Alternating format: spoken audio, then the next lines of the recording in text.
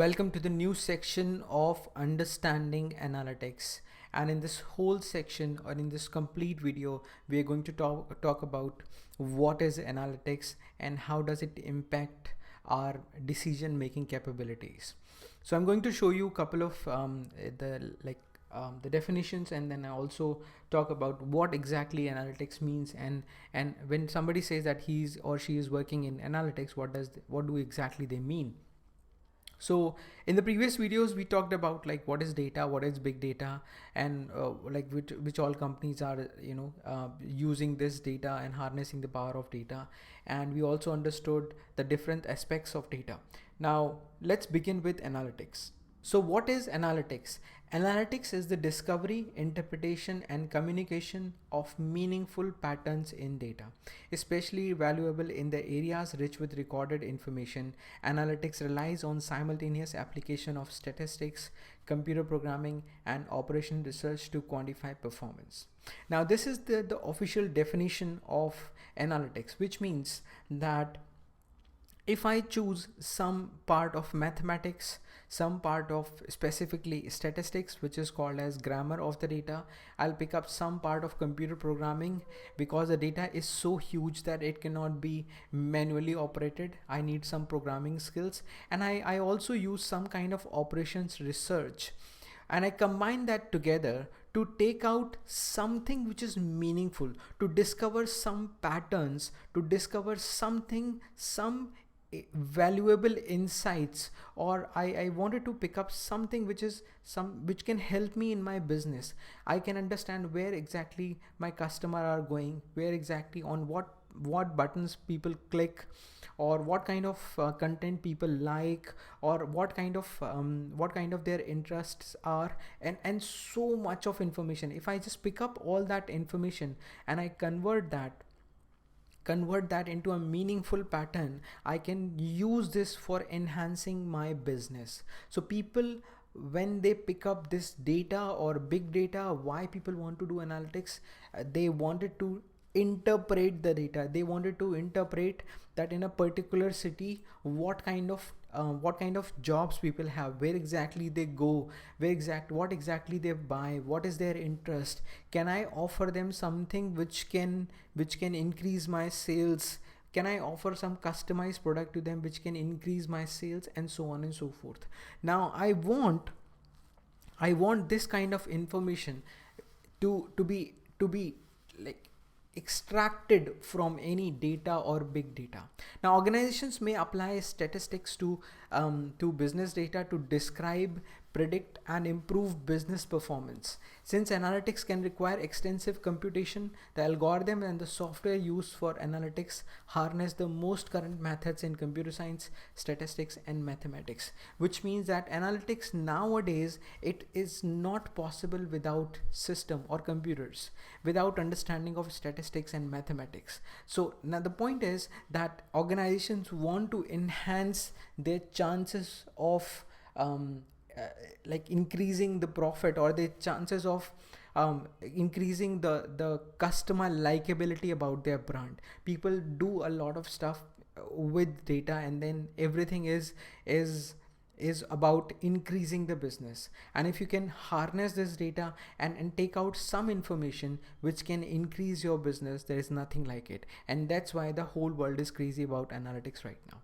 So you must be wondering like why people are doing analytics right now. Weren't these people doing analytics earlier? People were doing analytics earlier as well. Even 60 years back there was a lot of analytics which was going on. Even 40 years back there was a lot of analytics were going on when we did not have enough computational power.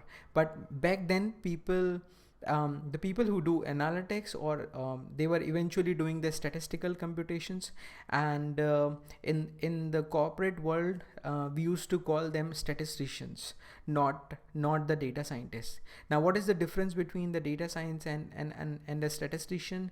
That data scientists also know the programming language which can help us harness the take out the information or meaningful patterns from the data.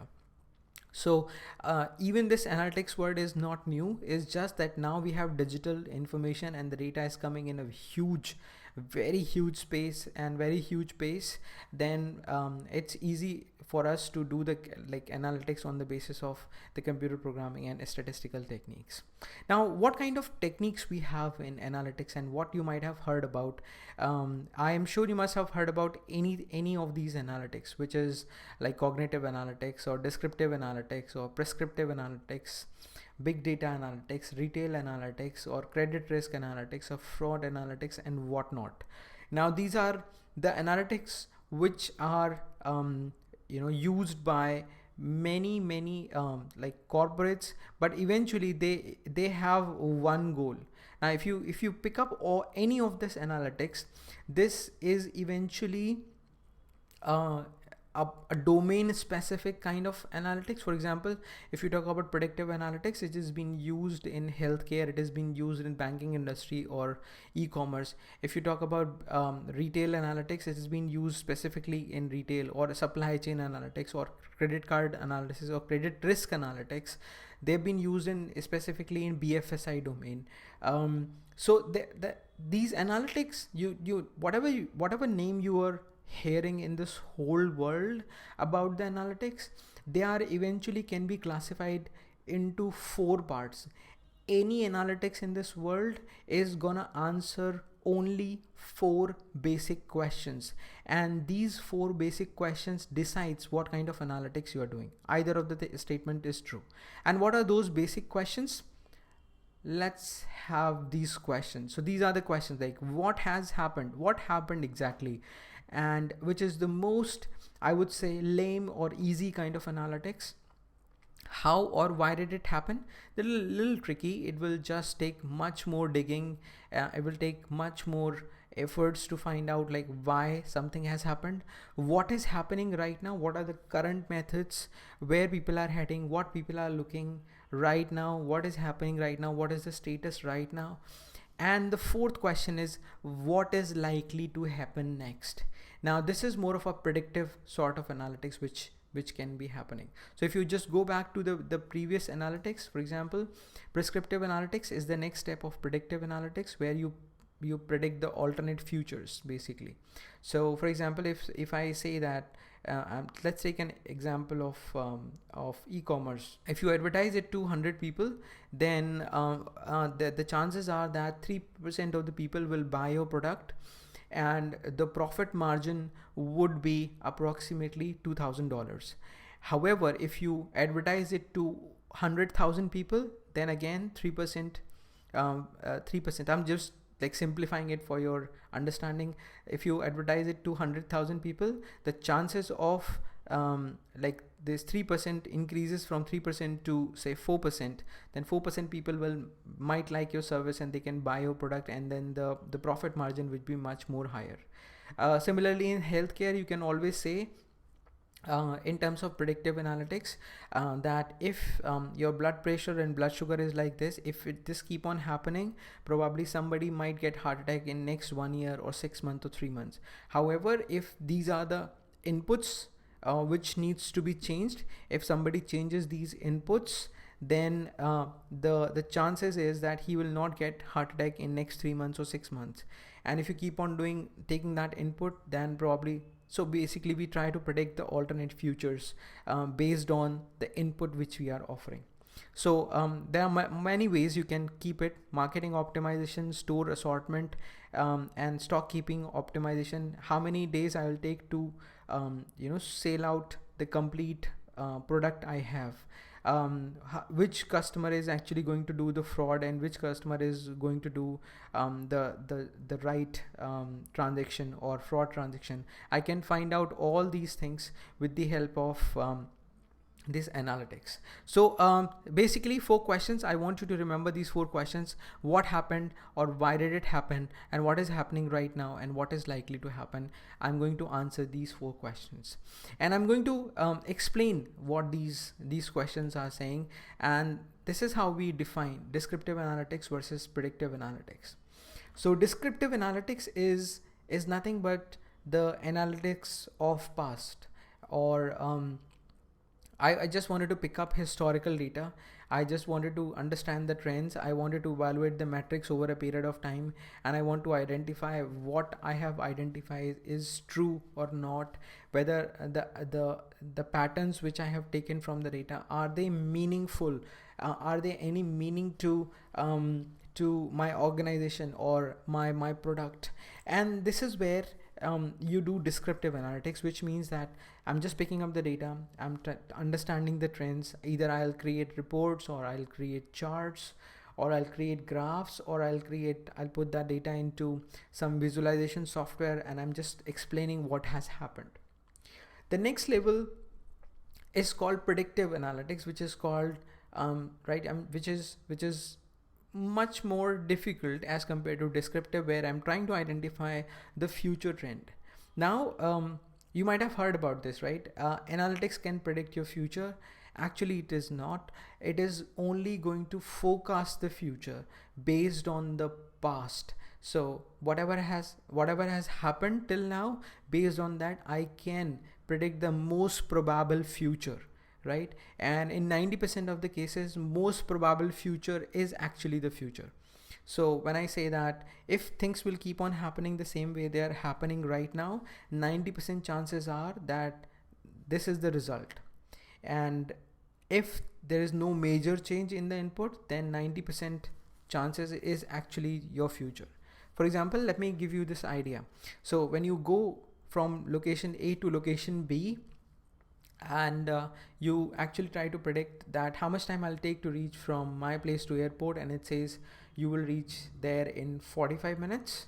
So your Google Map is trying to tell you, if things will keep on happening the same way they are happening right now, or they generally happens, you will reach from location A to airport in 40 minutes. However, Google might not be able to predict that if there is some faulty truck just like 500 meters away from you, and then there is a roadblock or there is a road jam. It cannot predict that.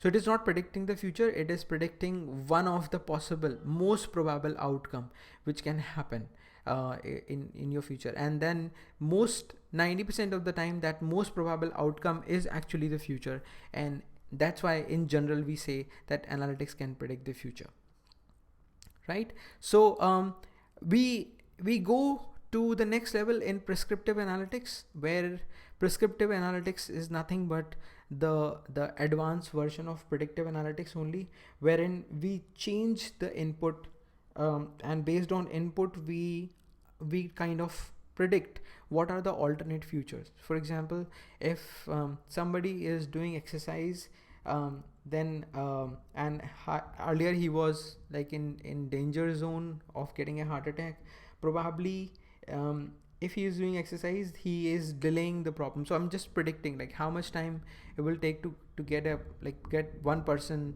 heart attack, right? And I just wanted to change the input and see how much impact that exercise is making to his life, to his heart pressure and blood sugar level. So I'm trying to predict the alternate futures or alternate possibilities, I can say, and most probable or most favorable outcome. We wanted to study that what input is giving me the most favorable outcome, and based on that I change my routine, or I change my diet, or I change my lifestyle, or so on and so forth. So this is very much popular right now. It's very much like a doctorate, what doctor says, that if this will persist, this problem persist in your body, then you will face this kind of difficulty. However, if you change the input, if you take these medicines, or if you don't eat a particular food, then probably you will get better over a period of time. So this is more of a prescriptive analytics which we do. Now if you just talk about the way analytics work, and this is how the whole analytics things looks like, wherein what happened in terms of value. If you see that on the y-axis I have got value here, and on x-axis I have difficulty over here, And descriptive analytics is very low in terms of value and in terms of difficulty, because so it's one of the most easiest type of analytics which you can see, um, which means that the value is also less, because anybody can do this analytics and it's very easy for us to explain what has happened. However, if you go to the next level, wherein you call it as diagnostic analytics, where we try to answer how or why did it happen, then it's little tougher, and how the difficulty level also increases. X-axis you can see that it is going towards difficult level, and the value also increases. Now the next level we want to talk about is predictive analytics, which is much more insightful, and it also tells you what will happen if things will keep on happening the same way they are happening right now. The value of the analytics increases, also the difficulty level of that analytics increases. And the next level is prescriptive analytics, which is nothing but the extension of predictive analytics only. This is the most difficult part, and also it is the most valuable part, which keeps on telling us that what are the alternate futures and what is my favorable outcome which I'm looking for. So I hope it is making sense to you right now, right? And what we want to analyze, right? So this data, we have studied the data types, we have studied the different types of the the data. We want to analyze this data. This data is coming from almost every app, every website, every click you do on every app you clicked, every option you clicked. It's actually generating the data for you, and you want to analyze this data. And this data is speeding like anything, right? So the future growth of the data is actually staggering right now. There are billions of devices. If you compare it with the global population, there are billions of devices which are generating data. Your CCTV cameras, your smart watches, your mobile phones, your systems, and nowadays there are various IoT devices also which are generating a lot of data. So if there are like 7 billion people on earth, approximately 40 billion devices are there which are generating the data, and every device has got multiple apps. So say for example, let me give you this idea. You might be having a smart TV, or you might be having a mobile phone, smartphone. The smartphone is generating data, and also you might be having 20 apps. Every app is generating data about your browsing history and whatnot, like your location and your browsing history and your contacts, your SMSs, your call details and everything. So everything is being like everybody is generating data, and it has been assumed that in 2015 approximately 700,000 GBs of global IP data was being captured. You can imagine the amount of, and this is only IP data, okay? There's nothing, no extra data into this. It's just that only IP data is being captured. So this much of data is being captured by billions of devices, and people are buying stuff. They are throwing some mobiles away. They are having like the mobile phones which are having like 50 apps or 70 apps or whatnot, and everything is generating data.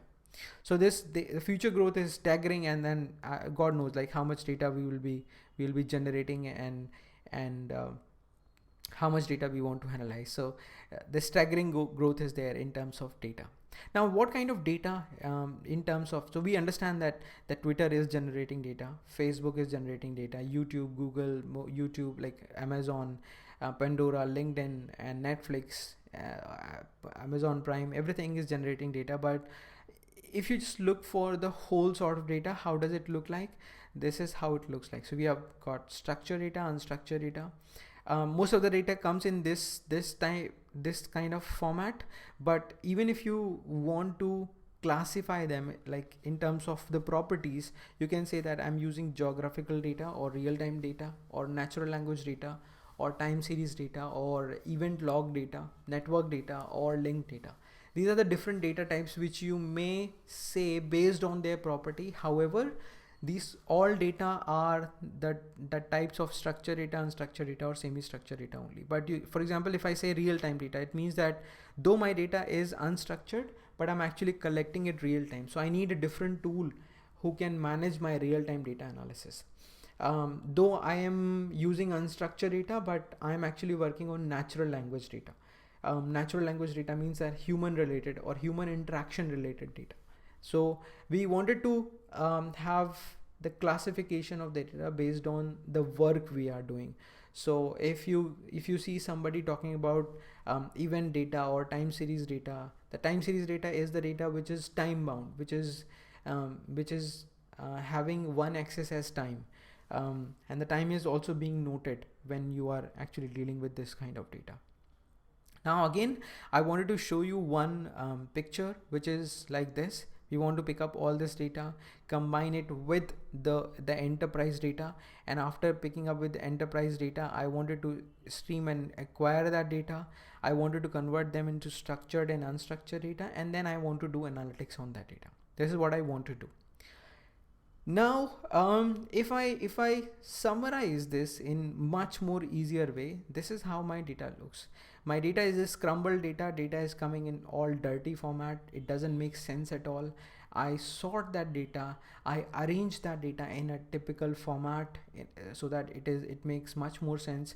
And then I present that data in a very much sorted format, or I would say in a format wherein millions of lines or rows and thousands of columns will start making sense, and the result is either a report or a graph for that matter. So I can just simply say that Q1 sales of 1000 product or 1 million product is this much, and now the second quarter sales of 2000 million or 1 million product is this much, and I can present that either in reports, or I can represent that in charts, or I can represent that in terms of any graph basically. So I hope you understood like what is analytics and what we want to do. I always wanted to see the pattern. I can simply say, hey, this data is not visually appealing to me. If I give this data to anyone, it is more like a garbage. However, I can see that how much black points are lesser than as compared to red or yellow. I can compare that, right? That yellow and red are much more in sort of like in terms of equal, and they have this quarter. If this is my first quarter, this is my second quarter, then I have almost similar kind of sales and there is no improvement. However, I can say that as compared to 2018, 2019 sales were much more higher, right? So I can just visually present this data. So this is all about the understanding what kind of data we have, and I'm going to dig in deep in the next level of the very first question: what happened? How would you find out that what has happened? Now, what techniques you would be applying to identify what has happened? And the answer is, I'll keep it a secret. I want you to stay tuned with me in the next video, and I'll tell you what software, or what do you call someone, or what is the process which will help us identify to get the answer of this question, what has happened. Stay tuned with me. I'll talk to you in the next video, and I'll talk about how do you get the answer of what happened, right? So we slowly will be building the next level and into this. All right, I'll see you in the next video.